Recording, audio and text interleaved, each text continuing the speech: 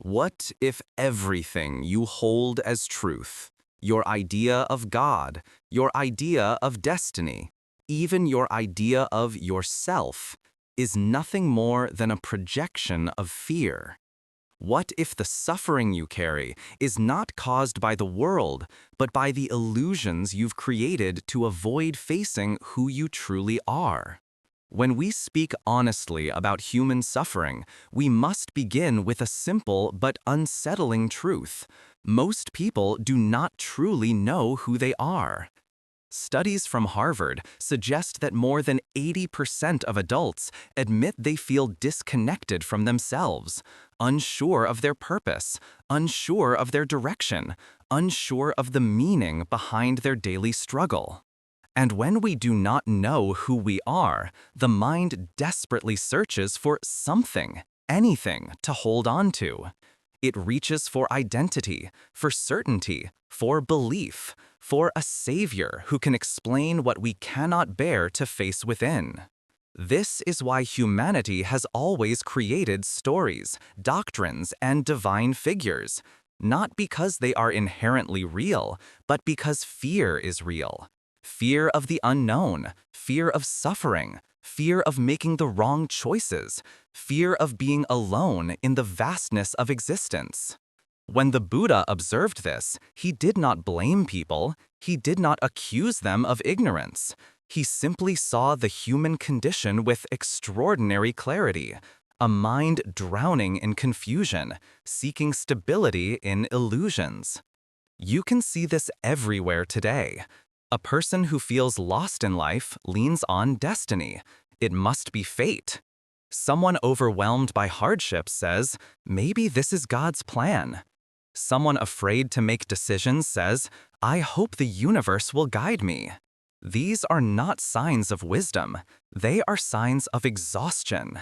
Signs that the mind cannot hold the weight of uncertainty, and therefore hands it over to an invisible authority.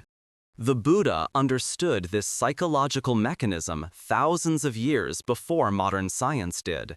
He recognized that the mind, when frightened, invents explanations, not because they are true, but because they soothe.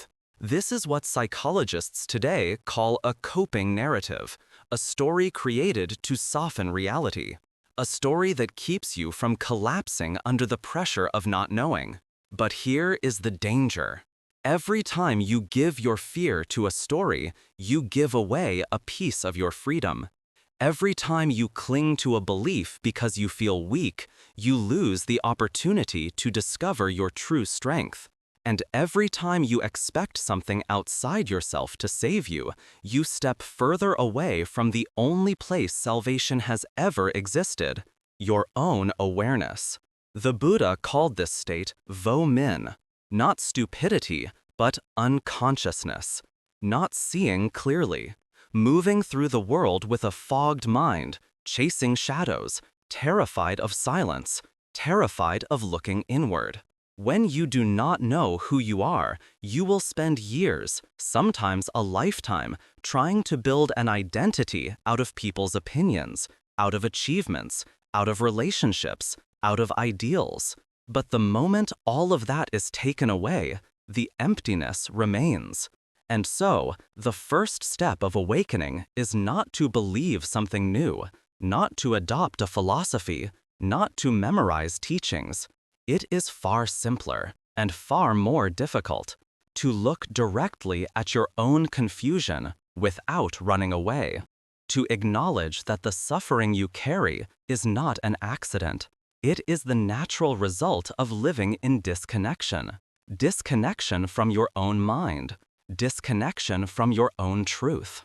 The Buddha's compassion begins here, in helping you see that your pain is not a punishment, not a curse, not a failure.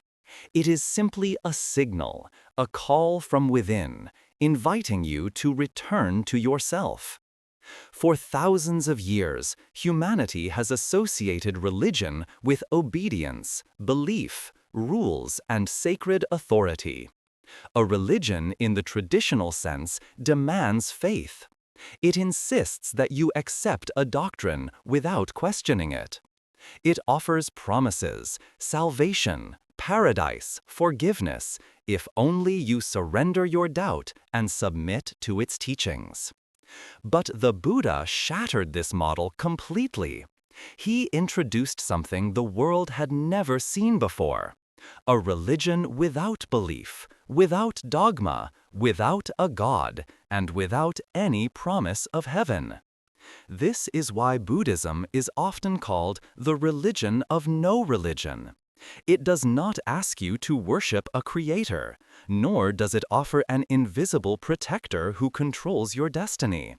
Instead, it invites you to step into a radically different kind of freedom: the freedom to see reality exactly as it is, without covering it with comforting stories. Imagine a spiritual teacher standing before you who says, "Do not believe me. Do not follow me blindly. Do not cling to my words.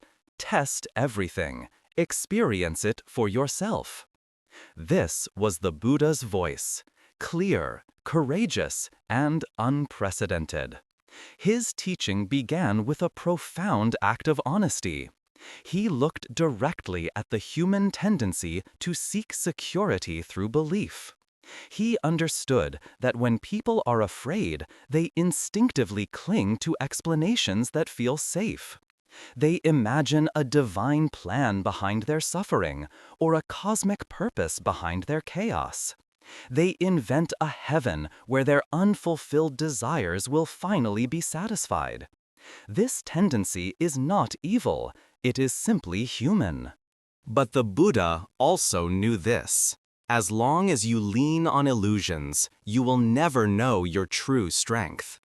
He pointed out that belief systems often function as emotional shelters rather than paths to truth. When you're shaken by life, it feels comforting to assume someone else is in control. Yet this comfort comes at a cost.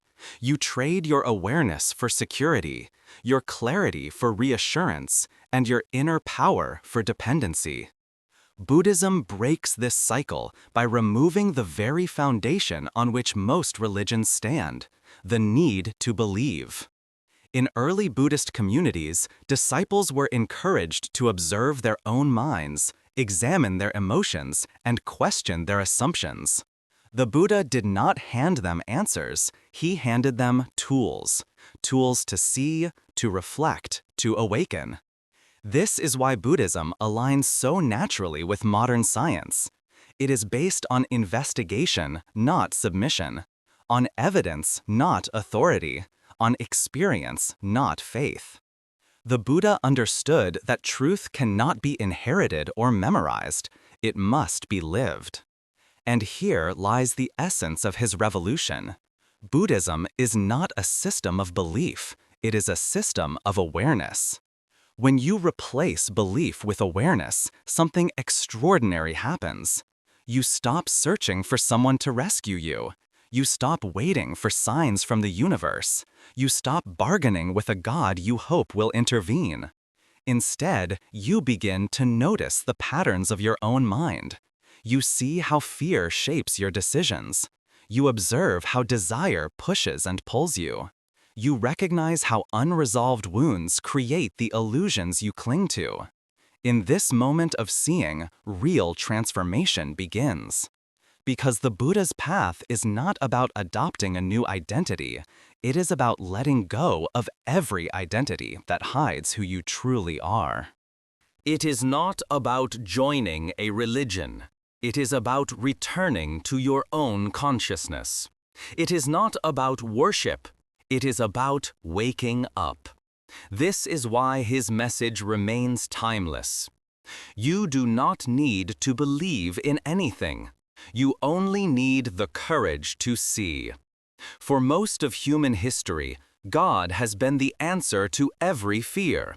Not because humanity truly understood God, but because the idea of God offered something the frightened mind desperately needed: a guarantee. A guarantee that someone was watching over us, that someone had a plan, that someone knew what we could not bear to know. And so, generation after generation, people projected their deepest fears, hopes, and insecurities onto a divine figure, shaping God in the image of their own longing. The Buddha saw this with astonishing clarity. He was not interested in debating whether God exists. Instead, he looked at why the human mind creates God in the first place. And the truth he revealed was simple, unsettling, and liberating. We believe in God not because of evidence, but because of fear. Think about it. When life collapses, when you lose a loved one, when your plans fall apart, when you are overwhelmed by the weight of uncertainty, what is the first impulse of the mind? It seeks protection. It seeks explanation. It seeks meaning, not because meaning exists, but because meaning makes our suffering feel less unbearable. This psychological mechanism is ancient. Modern studies call it pattern projection, the mind's instinct to impose order on chaos. When something frightening happens, the brain would rather invent a story than accept randomness. It is easier to say, God must have a purpose, than to face the discomfort of not knowing. It is easier to say, everything happens for a reason, than to accept that some events are simply the unfolding of conditions. The Buddha understood this long before neuroscience gave it a name. He saw that the mind, when threatened, creates illusions to soothe itself, illusions that feel holy but are born from fear. He often compared this to a child who invents an imaginary friend to feel safe. The friend may seem real, but the reality lies not in the friend. It lies in the fear that created him. And here is the difficult part to accept. Every time we seek refuge in a concept of God formed by fear, we lose the chance to face that fear directly. We become dependent on a protective story rather than developing the inner strength to stay present with reality. The Buddha was not cruel in pointing this out. He was compassionate. He knew that when a person believes their suffering has a divine explanation, they may feel temporarily comforted, but they remain trapped. Because as long as you attribute your pain to a higher power, you cannot understand its true origin. As long as you surrender your agency to an external force, you cannot see your own potential for transformation. He illustrated this through a powerful metaphor. Imagine you are sitting on an airplane, and suddenly someone announces, "There is no pilot." Instantly, panic, chaos, a desperate need for reassurance. Even if the plane is stable, even if everything is functioning perfectly, the mind insists, there must be a pilot. Someone must be in control. But what if the truth is this? The universe does not need a pilot. It moves in accordance with natural laws, not divine preferences. It unfolds through causes and conditions, not through a cosmic decision-maker. This idea is terrifying to the ego, but profoundly freeing to the awakened mind. Because when you stop waiting for someone in the sky to save you, you finally begin to save yourself. When you stop assigning your suffering to the will of a God, you begin to understand the mechanisms of your own mind. When you stop imagining a divine plan behind every event, you start seeing the actual forces shaping your life. Your habits, your fears, your desires, your blindness, your attachments. And in that seeing, responsibility is born. Not the heavy kind that burdens you, but the transformative kind that empowers you. The Buddha invites you into this courage, to step out of the story, to stop projecting your fear onto the universe, and to face reality with naked awareness. Not because there is no mystery, there is infinite mystery, but because the mystery becomes clearer only when your fear dissolves. This is the turning point where belief ends and awakening begins. Human beings do not simply believe in God. They believe in something, anything, that can spare them from the terror of uncertainty. And so, even when people abandon God, the mind does not become free. It simply replaces God with a new authority, a new invisible ruler, a new explanation to hide behind. The names change, but the psychological function remains identical. The Buddha understood this mechanism centuries before modern philosophy gave it language. Look at human history. Whenever one belief collapses, another quickly takes its place. When religion lost influence in parts of the world, humanity did not suddenly become awakened. Instead, it created new superpowers to worship: history, the unconscious mind; evolution, the economy; society, destiny, each one acting like a new god, dressed in scientific vocabulary. Take Karl Marx, for example. He rejected God entirely. Yet he declared that history was the ultimate force determining human fate. History became almighty, shaping revolutions and destinies. Humanity simply replaced the hand of God with the hand of history. Sigmund Freud dismissed the idea of divine will, yet ended up constructing a psychological God, the unconscious. Suddenly, every human action was explained not by sin or virtue, but by an unseen inner authority controlling behavior. People were still puppets, just puppets of a different master. Charles Darwin removed God from creation, yet his theory quickly evolved in society into a new metaphysical power: natural selection. The strongest survive. Nature decides. Again, humans replaced a divine judge with a biological one. Even Nietzsche, who boldly declared God is dead, revealed that truth itself shifts depending on time, perspective, and interpretation. He showed that certainty is always temporary, yet humanity still tried to turn his philosophy into a new dogma. This reveals something profound. The human mind cannot tolerate the idea that nothing is in control. It insists that someone or something must be making the decisions.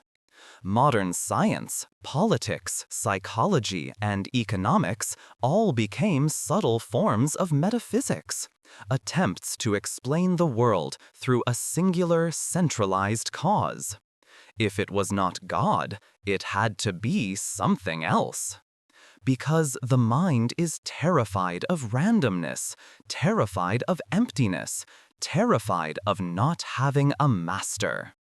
The Buddha saw the danger in this. He did not replace God with another ultimate force. He rejected the entire game. He understood that the search for a singular authority, whether religious, scientific, or philosophical, comes from a mind that is still childish, still dependent, still afraid to stand on its own. A mature mind does not require an external explanation to exist. It does not need the universe to be orderly or purposeful in order to feel safe. It does not need a metaphysical parent to lean on. It simply sees. That is why the Buddha said, "I am not a metaphysician." He was not interested in constructing a new system. He did not try to answer every question. He did not claim to know the origin of the universe or the final purpose of life. Instead, he focused on the lived experience of suffering and how the mind creates that suffering through misunderstanding. This is the revolutionary heart of Buddhism. Stop searching for the one supreme answer. Start observing the mind that keeps asking the question. Because every time you chase a new authority, God, history, science, destiny, you run further away from the only place where clarity truly exists, your own awareness. And here lies the freedom the Buddha offered. Reality does not need a controller. Life does not need a plan. The universe does not need a center. The moment you stop insisting that somebody or some force must be in charge, something extraordinary happens. Your mind relaxes, your fear softens, and the world becomes spacious again. Without a metaphysical authority to lean on, you finally learn how to stand. This is the beginning of inner maturity. Not when you reject God, not when you adopt science, but when you no longer need anything outside yourself to feel complete. One of the most profound observations the Buddha made about human psychology is this: when the mind is immature, it cannot stand alone. It searches endlessly for someone to guide it, someone to explain reality, someone to validate its existence. It looks for a father figure, a god, a master, a doctrine, a destiny, because it does not yet have the courage to face life without support. This is why people cling so fiercely to beliefs, not because the beliefs are true, but because the mind feels too fragile to exist without them. Jacques Derrida, thousands of years after the Buddha, described this phenomenon as humanity's desperate search for the transcendental signified, the one ultimate explanation that can stop all questioning. But every time you chase such an answer, you end up discovering that it is just another concept, another theory, another idea, leading to yet another question. Meaning is always deferred. Certainty is always postponed. And this endless search exhausts the human heart. You can see it in everyday life. People cling to astrology, personality tests, political identities, relationship labels, spiritual teachings, and self-help philosophies, not because they truly understand them, but because these ideas give them temporary structure. Structure feels like safety. Labels feel like clarity. Even if those labels limit us, we cling to them because the alternative, the raw, open space of not knowing, is terrifying. A person might say, "I am this type of person," or "This is my destiny," or "My faith explains everything." But underneath these words is a silent confession. I don't know who I am, and I cannot bear the emptiness of that truth. Buddha was compassionate toward this fear, but he did not encourage it. He knew that a mind dependent on beliefs cannot awaken. It cannot grow. It cannot see reality clearly. And so he gently invited people to mature, to outgrow the need for metaphysical comfort. This is why he rejected all systems: Hindu metaphysics, Vedic cosmology, and even philosophical speculation. He refused to answer questions like, what happens after death? Who created the world? Is the universe eternal? Not because he didn't know, but because he understood the motive behind the questions. These were not questions seeking truth. They were questions seeking security. A mature mind does not need security. It needs clarity. The Buddha's invitation is radical. Grow up. not in age, but in consciousness. A childish mind wants the world to make sense. A mature mind observes that the world simply is, and it learns to be present with that. When your awareness matures, something shifts. You no longer need everything to have purpose. You no longer expect life to explain itself. You no longer invent stories to soothe your fears. Instead, you begin to see clearly. Your thoughts come and go. Your emotions rise and fall. Your desires build and dissolve. You realize that you are not the center of the universe, and that this is not frightening. It is freeing. Because the moment you stop demanding that life provides certainty, life becomes peaceful. The moment you stop insisting that someone must define you, you discover your own depth. The moment you stop clinging to an ultimate answer, awareness itself becomes enough. And this is the maturity the Buddha speaks of. Not intellectual knowledge, not spiritual beliefs, not philosophical argument, but the ability to stand in the openness of existence without trembling. A mature mind does not ask, "Who will guide me?" It asks, "What is real right now?" A mature mind does not search for a perfect doctrine. It learns to watch its own confusion. A mature mind does not hide behind ideas. It rests in awareness. And awareness, simple, unadorned, present, is the beginning of true freedom. If there is a single force that quietly shapes every human life, it is desire. Desire is the engine behind ambition, behind suffering, behind disappointment, behind restlessness.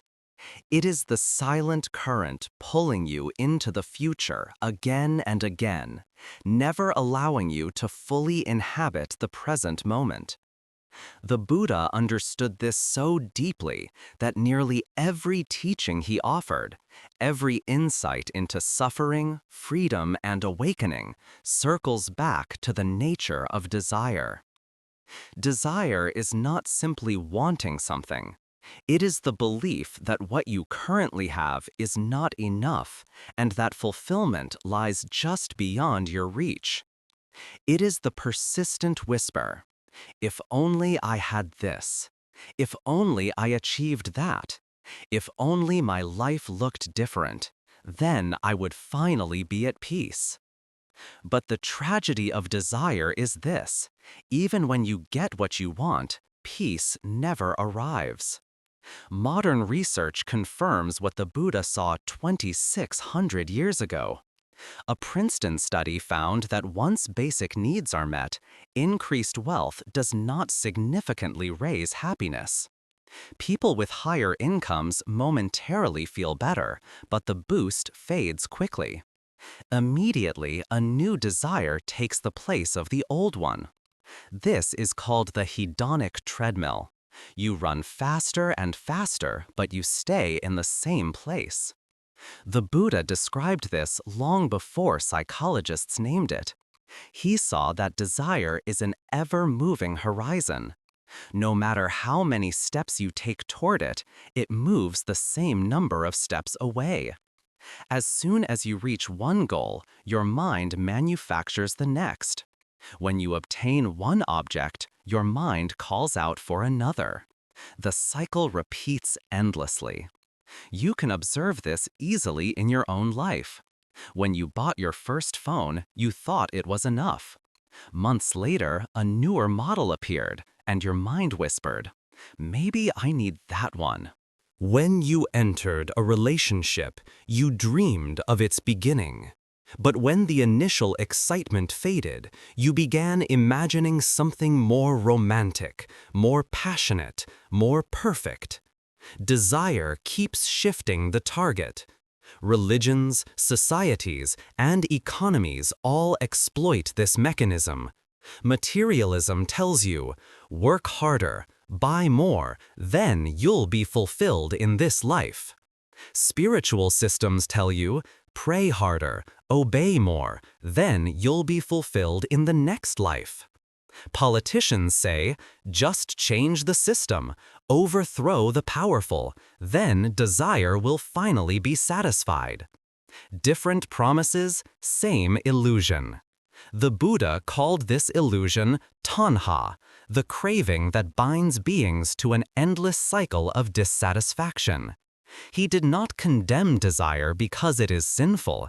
He examined desire because it is suffering.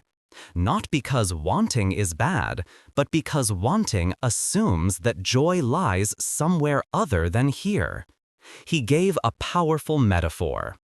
A thirsty person dreams of water, but wakes up even thirstier.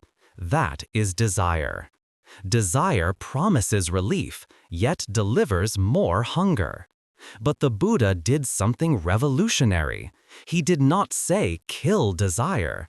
He said, understand desire. Look at it, observe it, feel its movements in your body and mind. Watch how desire begins, not when you obtain the object, but in the discomfort of not enough. Watch how it grows, pulling your attention into the future. Watch how it fades the moment the object is obtained, only to be replaced by another longing. If you truly observe desire with clarity, something astonishing happens. Desire collapses on its own, not because you forced it to disappear, but because you saw through it. Try this. Remember the moment you desperately wanted something, a job, a person, a possession. You felt restless, hopeful, anxious, incomplete. But after you achieved it, the feeling of fullness lasted only briefly. Then another desire appeared, and you were right back where you started. The cycle is not a flaw. It is the nature of desire itself. The Buddha said, "Desire is unquenchable. Even if you sat beneath a magical tree that granted every wish instantly, you would not be satisfied." Because desire does not seek fulfillment. Desire seeks continuity. It lives only as long as you chase something. The moment you rest, desire dies. So it keeps you running. This is why the Buddha called desire the root of suffering. Not because desire is evil, but because desire is endless movement away from the present moment. It pulls your mind into the future, away from where life actually happens. And here is the liberating insight. When you stop chasing satisfaction, satisfaction appears. When you stop chasing peace, peace arises. When you stop chasing happiness, happiness finds you. Desire ends not through force, but through awareness. Through seeing its nature clearly, through understanding its tricks, through recognizing that it cannot give you what it promises. This is why mindfulness is central to the Buddha's path. Mindfulness does not suppress desire, it illuminates it. Mindfulness does not judge desire, it understands it. Mindfulness does not fight desire, it frees you from the illusion that desire can complete you. And in that freedom, you discover a new kind of joy. Not the joy of getting what you want, but the joy of no longer needing anything to feel whole. One of the most comforting ideas humanity has ever created is the idea of heaven. A perfect place where every unfulfilled desire will be completed, where every injustice will be corrected, where eternal happiness waits patiently for you after death. It is the ultimate reward, the final reward. The grand escape from the limitations of human life. And yet, the Buddha looked into the heart of this promise and saw something few were willing to admit. Heaven is not a place. It is a projection of everything we could not attain here, a projection of every longing, fear, and disappointment we carry, a projection of desire that has been postponed into eternity. Think about it carefully. In every religion, heaven looks suspiciously similar to the desires of the people who believe in it. In some traditions, heaven is filled with pleasure. In others, it is filled with family. In others, it is filled with wealth, beauty, or eternal comfort. Heaven always mirrors human craving. It never transcends it. If heaven were truly divine, would it look so much like our wish list?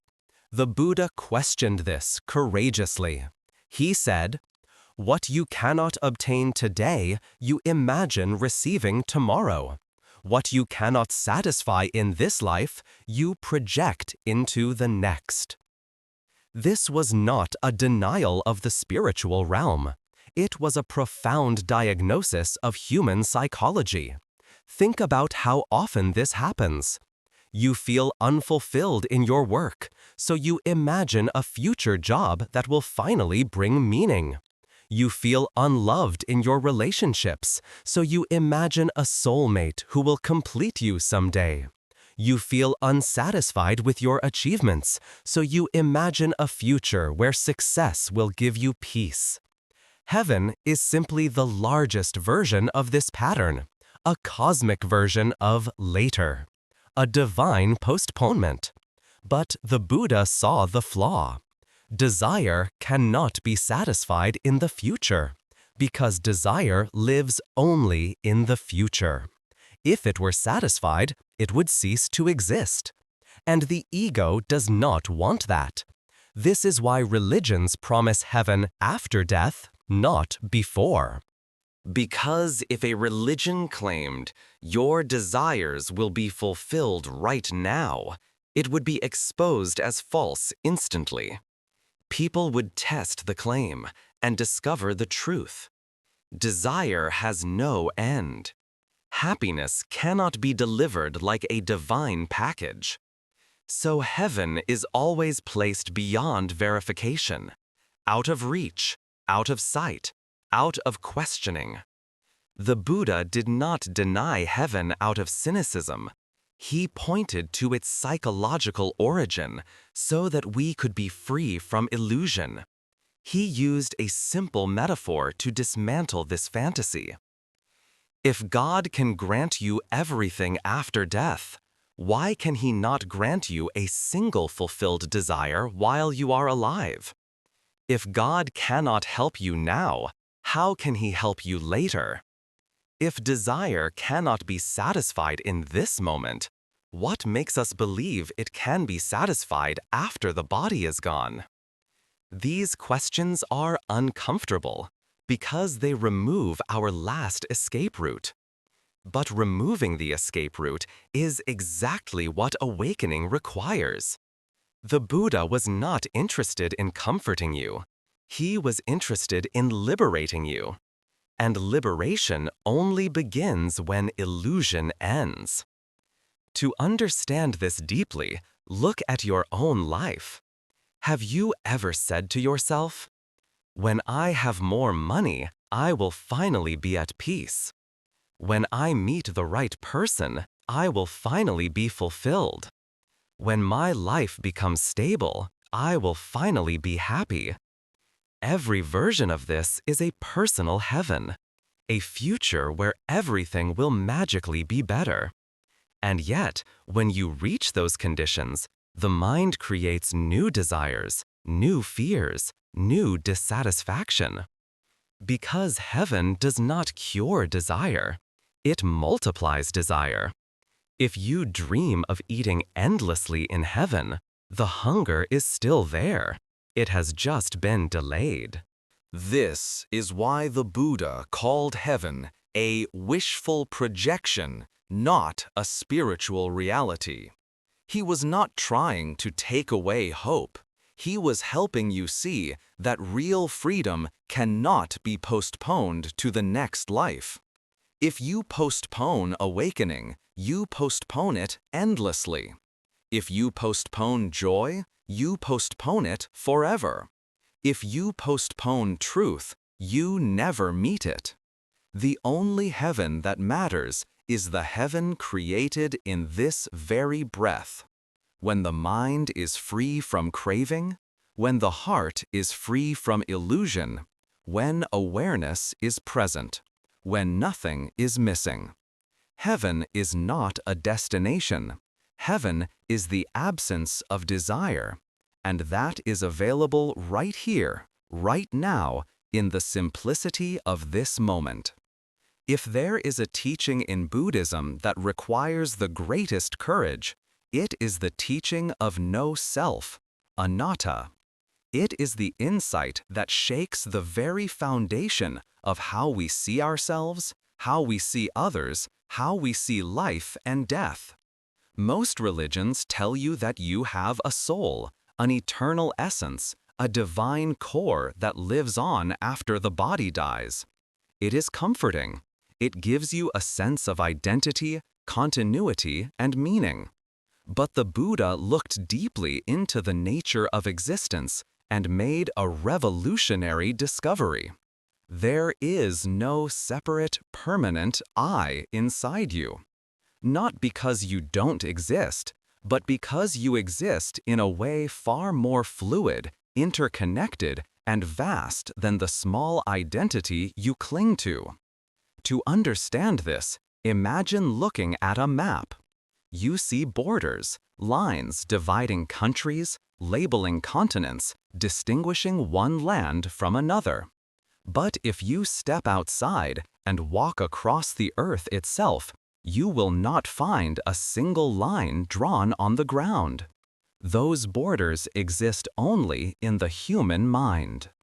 The same is true for the self. Your name, your identity, your personality, your history, they feel real, but they are lines drawn on the map of your mind.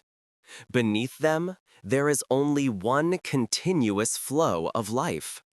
Modern science proves this more clearly than ever. Every cell in your body dies and regenerates. Your memories shift. Your emotions come and go. Your personality adapts and evolves. Your brain rewires itself based on new experiences. There is nothing in you that remains unchanged long enough to be called a self. You are a process, not a thing. A verb, not a noun. A river, not a rock. The Buddha saw that what we call I is merely the combination of body, feelings, perceptions, thoughts, and consciousness, 5 aggregates, each constantly changing. Yet when they appear together, the mind labels the whole as me. It is like seeing a whirlpool in a river.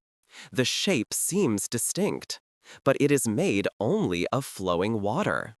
If the water stops moving, the whirlpool disappears, not because something died, but because there was never a separate entity to begin with. This insight dissolves fear at its deepest root. If there is no fixed self, then what is there to protect? What is there to defend? What is there to fear losing? Who is there to be insulted? Who is there to compare or compete? When the illusion of self weakens, so does the entire structure of suffering built upon it. This is why the Buddha said that clinging to the idea of a separate self is the origin of all sorrow. Because once you believe you are a separate me, you also believe, I must get more. I must be recognized. I must be loved. I must win. I must survive. You begin fighting the world, fighting people, fighting life, even fighting yourself. But the world only becomes your enemy when you imagine yourself as something separate from it. To illustrate this, the Buddha gave a powerful metaphor.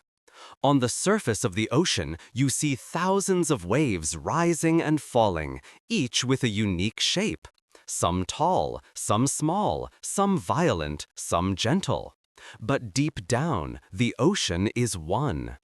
Every wave is just the ocean expressing itself. No wave is truly separate.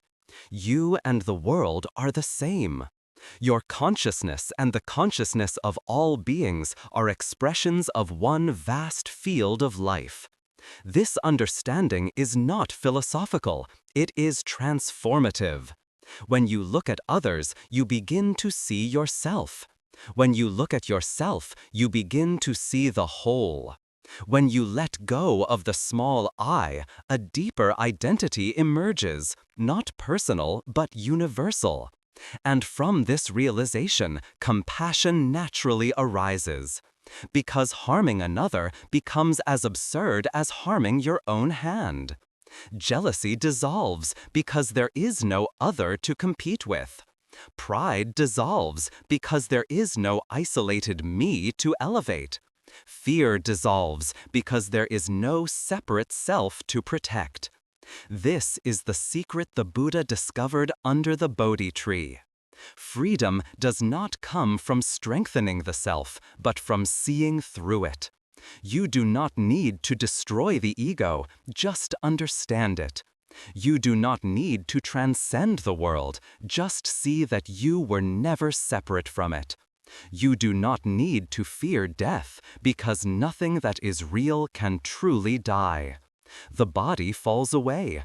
The personality dissolves. The story ends.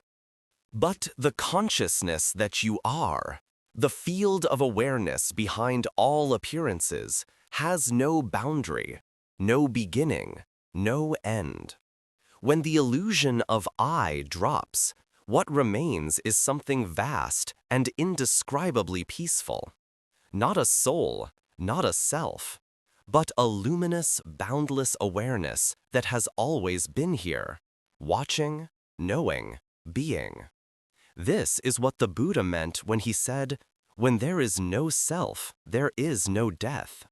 Because what you truly are was never born, and therefore can never die.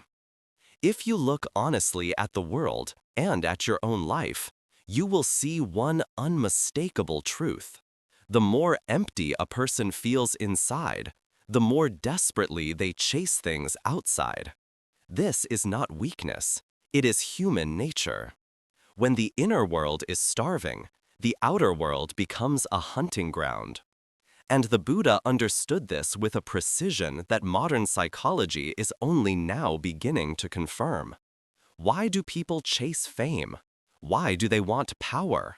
Why do they crave attention, validation, status, recognition? Because deep inside, they feel a subtle but constant fear. I am not enough. I do not matter. I must prove myself to the world. And so they run faster and harder, hoping that something outside will silence the insecurity within. Psychologists call this the compensation principle. When people feel powerless, they grasp symbols of power. When they feel unloved, they seek admiration. When they feel inferior, they exaggerate their achievements. When they feel empty, they consume food, possessions, relationships, entertainment, anything that can distract them from the void they do not want to face. The Buddha saw this thousands of years ago. He taught that the ego, the constructed sense of I, is never satisfied because it is built on illusion. An illusion cannot feel whole. It cannot feel complete. It cannot feel secure. And so, it must constantly search, constantly compare, constantly demand. Look at the world of politics. The Buddha said, "Those who feel inferior seek superiority." Modern psychological studies show that many political leaders score high in narcissistic traits, not because they are strong, but because they are compensating for deep insecurity. The louder someone screams, the more fragile they often are. Look at the world of social media. Billions of people seek likes, hearts, comments, followers. Why? Not because these digital signals hold real value, but because the ego feeds on approval. Every like feels like a momentary reassurance. You are seen. You are valued. You exist. Yet the moment the approval stops, even for a day, the ego panics again. It whispers, do more, show more, achieve more.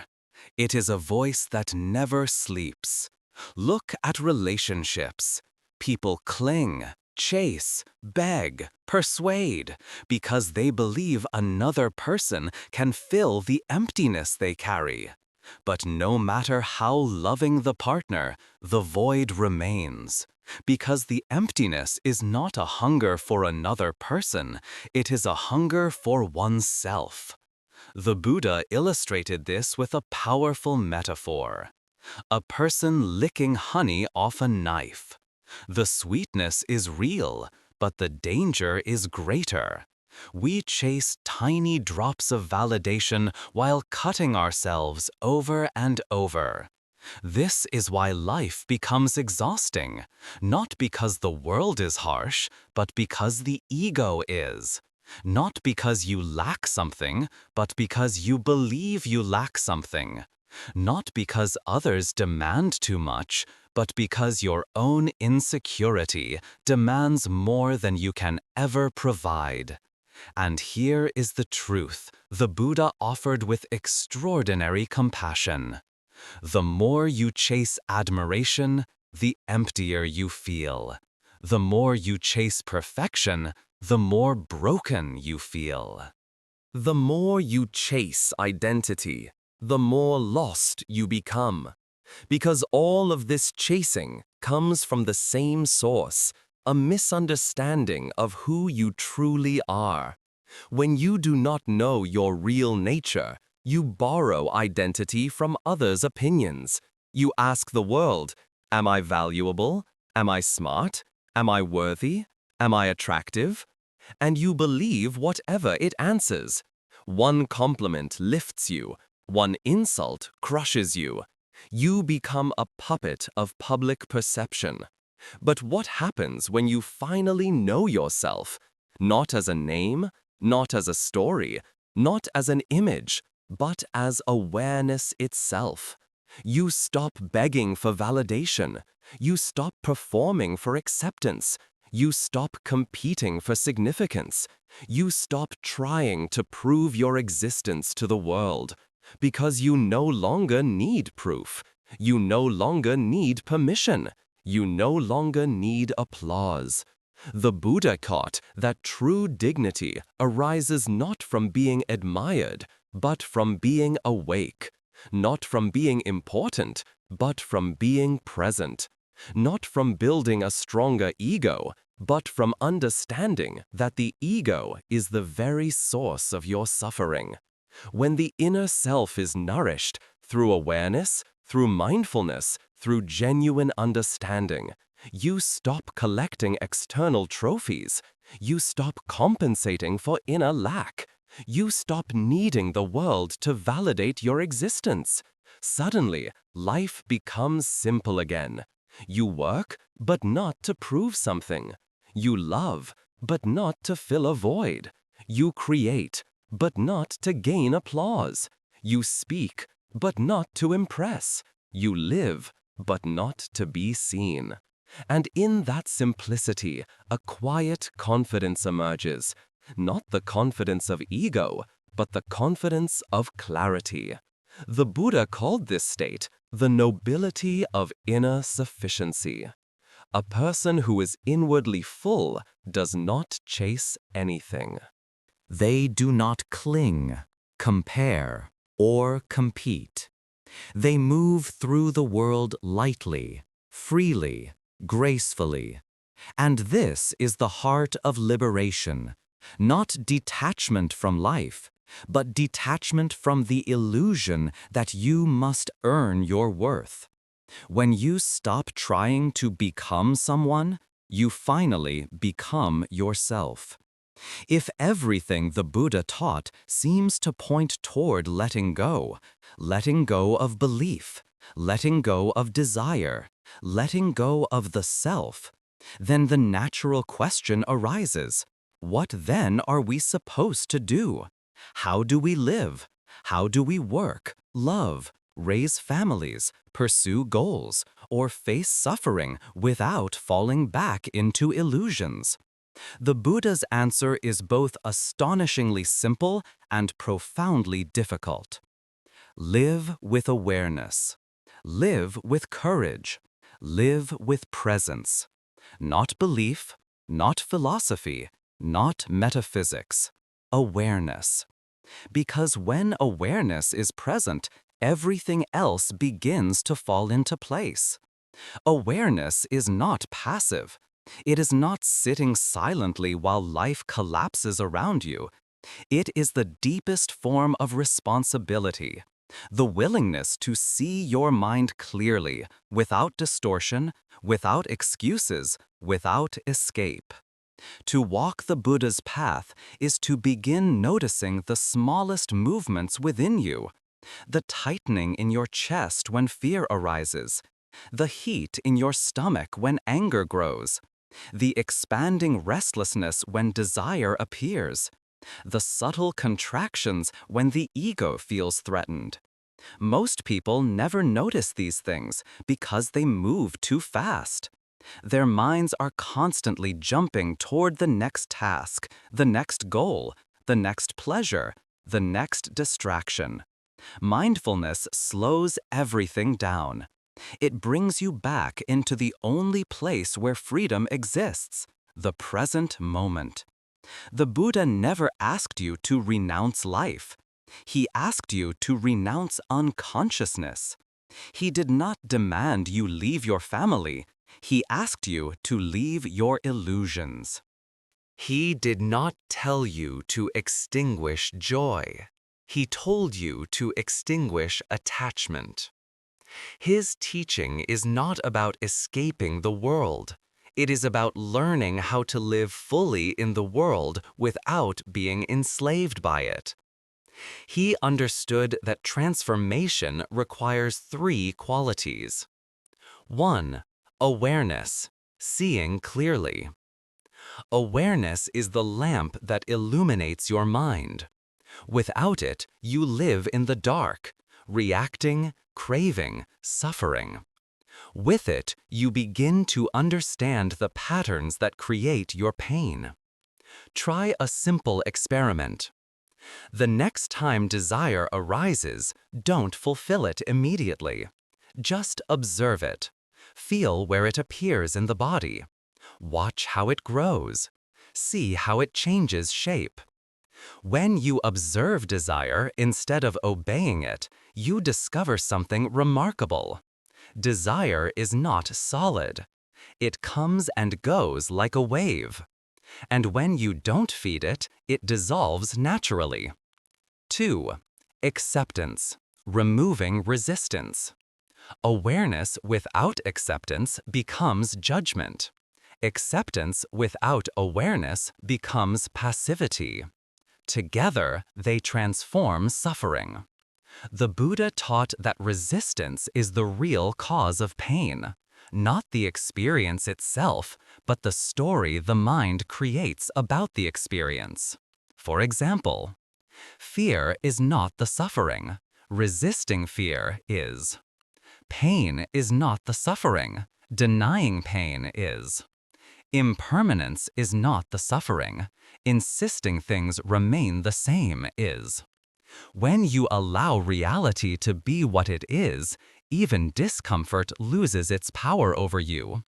Acceptance does not mean liking what happens.